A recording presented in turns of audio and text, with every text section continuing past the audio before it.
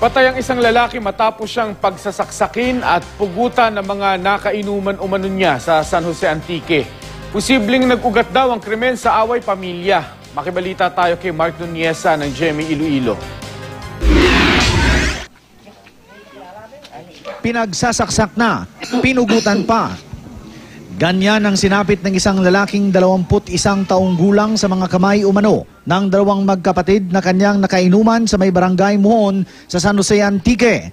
Ayon sa mga pulis, nagiinuman sa harap ng sari-sari store ang biktimang si Julius Mistas at mga suspect na sina Roberto at Julibert Imon. Sa di pa malamang dahilan, nagtalo ang tatlong lalaki.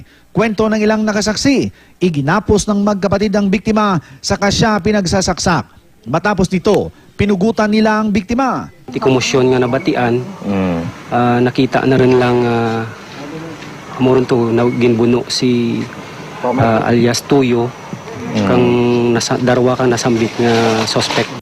Pinaghahanap pa rin ang magkakapatid na suspect. Kabilang sa mga tinututukang motibo sa krimen ang alitan sa pamilya. Mark Nuniesa, Nagbabalita, Pilipinas.